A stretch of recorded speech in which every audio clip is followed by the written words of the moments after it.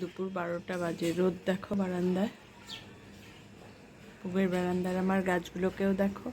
আমি এখন কিন্তু বসে আছি, আমার গাছ, এই যে গাছ, গাছের তলায়। কি দারুণ অনুভূতি জানো তো। কোন আর আজকাল রাস্তায় বেরোলে মানে রাস্তার কুকুর টুকুরদের দেখলেও খুব আনন্দ লাগে। সকালে গল্প করছিলাম যেটা, যে আজকাল অনেক নেচারের পরিবর্তন হয়েছে। আমি যখন মর্নিং ওয়াকে যাই, একটা ফ্ল্যাটের একজন ভদ্রলোক তার পেটকে নিয়ে বেরোয়। ওকে এত ভালো লাগে, ও আমাকে চিনে গেছে, দেখলেই এগিয়ে আসে। কিন্তু আমার যে একটু ভয় লাগে, অভ্যাস নেই না। সেটাই বলছি যে মানুষের নেচার, আগে মানে এগুলো কিছু ভাবতামই না, মানে ওর ধারে কাছেও যেতাম না। এখন দেখলে একটু এগিয়ে যাই, ডাকি ঘতু বলে ডাকি, ঘতু, ও মা, ও ঠিক চিনে গেছে, দৌড়ে আমার কাছে এগিয়ে আসে। তাই বারান্দায় বসে, তাই ভাবছি যে কি সুন্দর লাগছে দেখো বারান্দায় আমার গাছগুলো, তার সঙ্গে বাইরের রোদ।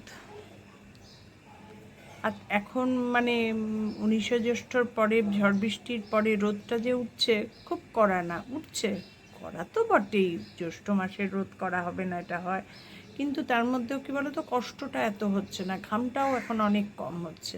মাঝে কয়েকদিন যে একদম দুর্নিবার ঘাম হয়ে যাচ্ছিল, সহ্যের বাইরে। আমার মনের অবস্থা তোমাদের বিশ্লেষণ করলাম, আমার মনের অনুভূতি, আনন্দ প্রকৃতি দেখে। চলো দেখতে থাকো আমার দিনের সব কার্যকলাপ। এইভাবেই আমার দিন চলে, এইভাবেই আমি, আর বাবান আসলে বাবানকে নিয়ে ব্যস্ত, না হলে এইভাবেই বাইরে বারান্দায় বসে থাকি গাছের তলায়। ঠিক আছে, লাঞ্চের প্রস্তুতিতে আমি, দেখো এখন খেতে বসবো।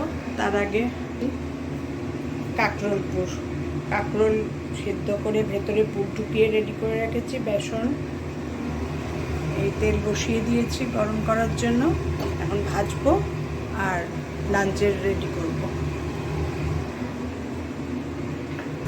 বড়া ভাজা স্টার্ট হয়ে গেছে,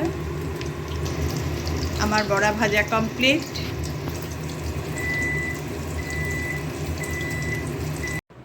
গরম গরম বড়া ভেজে চলে আসলাম দুজনই লাঞ্চ নিয়ে খেতে। লাঞ্চের মেনু দেখো আমাদের, কাঁকরোল পুর, কালকে কাতল পোস্ত করেছিলাম, সেই কাতল পোস্ত, দই আর ভেন্ডি সেদ্ধ, দুজনেরই একই মেনু। তাহলে খাওয়া শুরু করে দিই। টাটা। ভালো লাগলে লাইক, কমেন্ট, শেয়ার করে দিও, আমার চ্যানেলটা সাবস্ক্রাইব করে নিও।